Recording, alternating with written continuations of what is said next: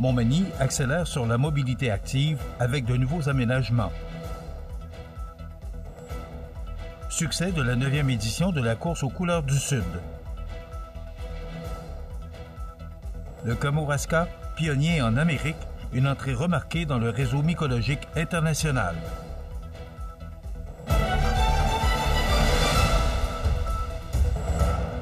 Jeudi 25 septembre 2025. Bonjour mesdames et messieurs et bienvenue à votre bulletin régional sur le réseau de télévision CMA TV. La ville de Montmagny poursuit sa transformation afin de rendre les déplacements plus accessibles et attrayants pour ses citoyennes et ses citoyens.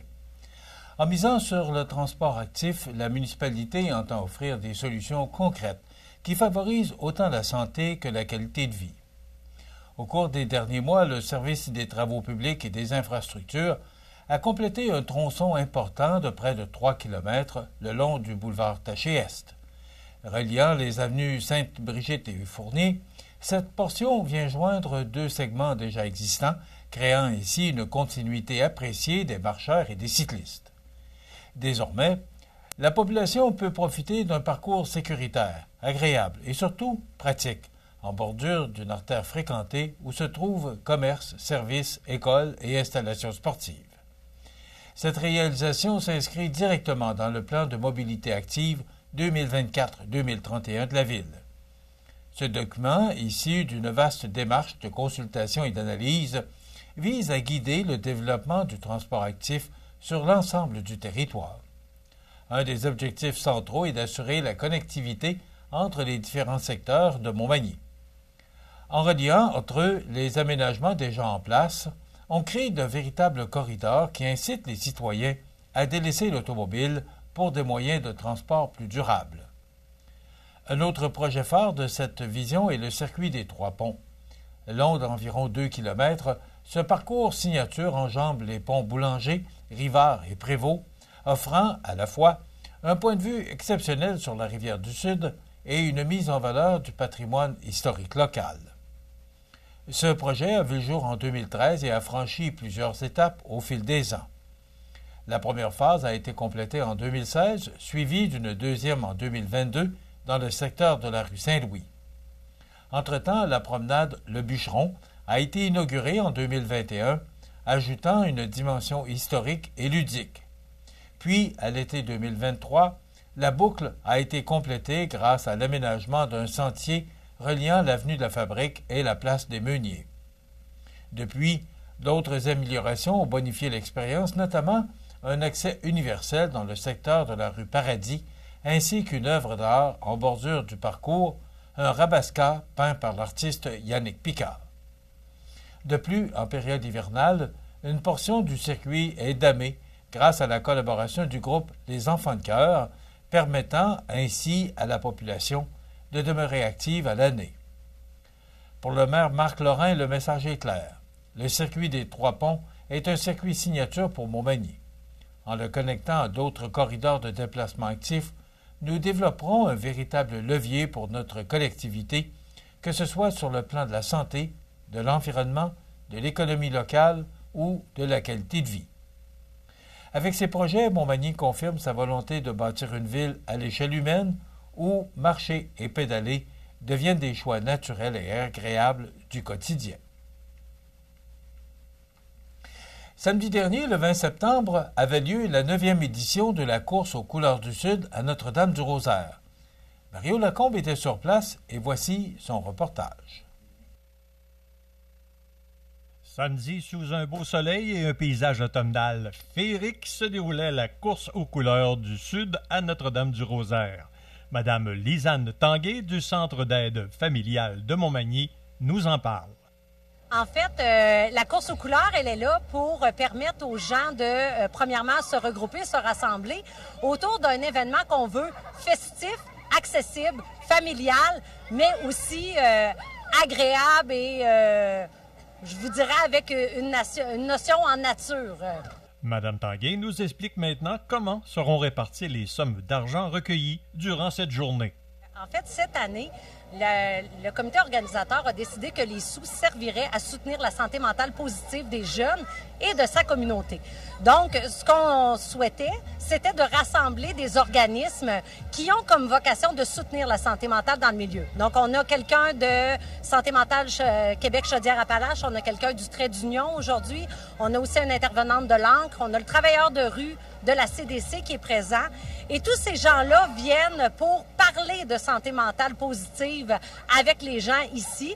Et l'argent qui va être amassé aujourd'hui, les surplus, les excédents, si on veut, vont être redistribués dans le milieu pour soutenir des activités qui permettent aux gens de se rassembler, un peu comme la course aux couleurs, dans un événement communautaire et pour permettre aux gens de tisser des liens, de développer des liens entre eux. En terminant, Mme Tanguay nous explique le fonctionnement de cette 9e édition de la course aux couleurs du Sud. Oui, en fait, on commence toujours par une période d'échauffement à 9h30 le matin. À 10h, on vient de le voir, a eu lieu le départ du 1 km. Puis ensuite, à 10h30, on va avoir le départ pour le 5 et le 10 km. Aujourd'hui, ce qu'on a prévu, en fait, c'est à 10h45, on va faire des Olympiades pour les jeunes parce que le 1 km, c'est davantage les enfants qui vont le faire. Donc, nos enfants reviennent sur le site après. On a les structures gonflables pour les amuser, mais on organise aussi, c'est avec l'aide des élèves de l'École secondaire Saint-Paul, des Olympiades pour les occuper. On a le service de cantine, donc ceux qui veulent rester, manger un hot dog, pain de viande, maïs. Aujourd'hui, les recettes de la vente de hot dog, entre autres, vont aller pour un voyage étudiant de l'école secondaire. Ils s'en vont à Pessamit rencontrer la communauté Innu. Donc, l'argent va servir aux jeunes pour ce voyage-là. Fait que c'est un peu ça. C'est très simple, en fait. C'est sûr que l'événement principal, c'est la course. Mais ce qu'on veut, c'est permettre aux gens de vivre une expérience positive très simple en communauté, en collectivité. Mario Lacombe à la course aux couleurs du Sud à Notre-Dame-du-Rosaire pour CEMA TV Information. Le Kamouraska, pionnier en Amérique, une entrée remarquée dans le réseau mycologique international. Tous les détails après la pause. Le restaurant Pizzeria Porto Bellissimo, un incontournable à Saint-Jean-Port-Joli. Pizza débordante de garnitures, menus variés et abordables. Délicieux desserts avec des produits de grande qualité des gâteries de l'Ami. Porto Bellissimo et les gâteries de l'Ami, route de l'église à Saint-Jean-Port-Joli.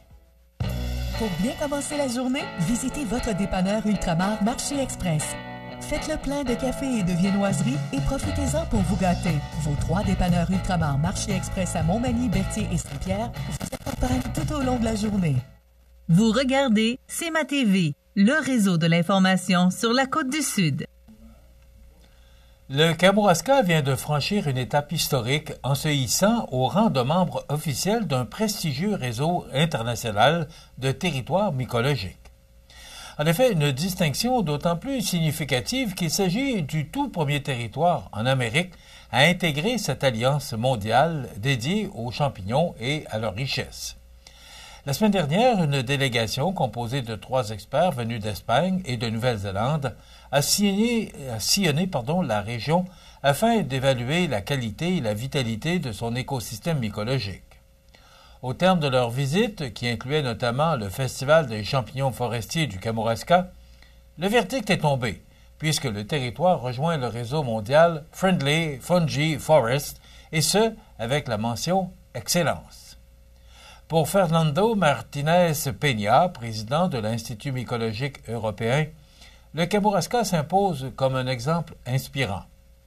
Ce territoire se distingue par la richesse de son milieu, ses entreprises innovantes et l'engagement remarquable de sa communauté, a-t-il déclaré, saluant une reconnaissance qui dépasse largement les frontières régionales. Une avancée qui réjouit aussi le ministre du Tourisme, Amélie Dionne.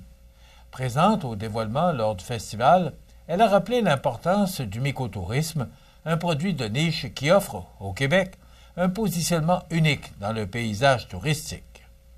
Selon elle, cette intégration illustre la force des collaborations internationales et ouvre de nouvelles perspectives pour l'industrie touristique.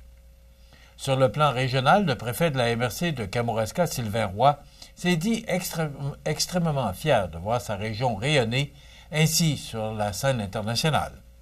Cela reflète des années d'efforts pour consolider notre identité mycologique territoriale et mettre en valeur le dynamisme de nos entreprises, a-t-il souligné.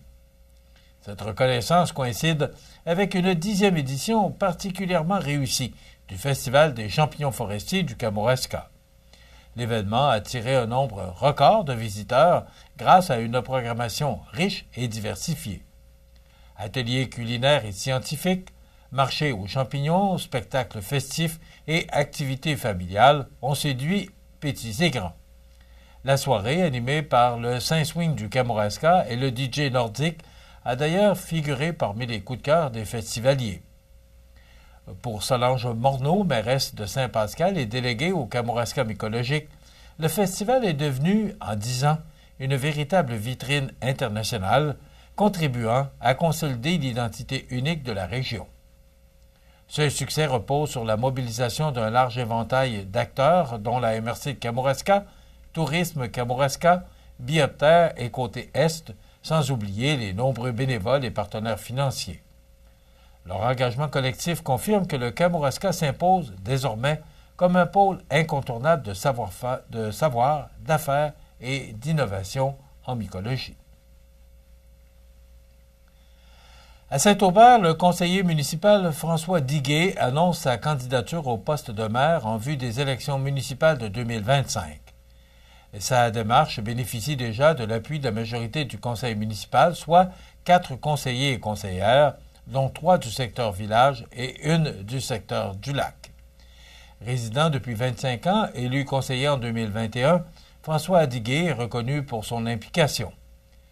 Avec plus de 35 ans d'expérience en développement municipal, rural et touristique, il souhaite mettre ses compétences au profit de l'ensemble de la population. Parmi ses réalisations, il souligne la réorganisation de la direction générale, passant de 2 postes à un seul, afin de gagner en efficacité tout en réduisant les coûts. Il a également collaboré avec l'organisme de bassin versant de Côte-du-Sud pour protéger les cours d'eau potables, représentant Saint-Aubert et Saint-Jean-Port-Joli comme porte-parole. Le candidat met de l'avant une approche basée sur l'écoute et la rigueur. Je veux prendre des décisions réfléchies et éviter les choix dictés par l'esprit de clocher, affirme-t-il. Il rappelle avoir appuyé plusieurs projets structurants, dont la création d'une garderie dans l'ancienne caisse populaire, le déménagement de la bibliothèque et l'organisation du camp de jour. Pour la suite, il s'engage à travailler en collaboration avec les conseillers et organismes sur des priorités concrètes, dont celle de consulter les citoyens sur l'avenir des terrains près du centre Yvon Duval, de revitaliser le cœur du village, de protéger l'environnement du lac, de soutenir les projets dans le respect de la capacité de payer et de respecter la volonté de la majorité concernant le regroupement municipal. Selon lui, Saint-Aubert a besoin d'élus compétents, capables d'avancer en partenariat, de bien représenter la municipalité à la MRC et surtout conscient des limites financières des contribuables.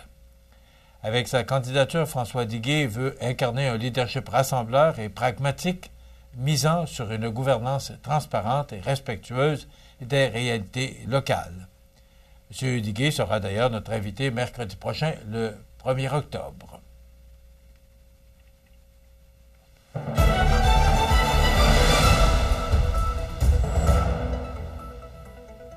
Au sport, Premier Tech, entreprise québécoise engagée depuis plus de 30 ans dans le monde du cyclisme, vient d'émettre une déclaration officielle qui pourrait marquer un tournant dans son implication au sein du World Tour.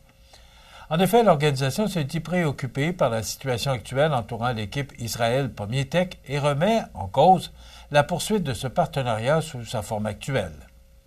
Depuis son arrivée sur le World Tour en 2017, Premier Tech a toujours mis au cœur de son implication le développement des cyclistes québécois et canadiens. Or, la direction estime aujourd'hui que l'appellation de l'équipe incluant le terme Israël ne correspond plus à ses objectifs ni à sa vision.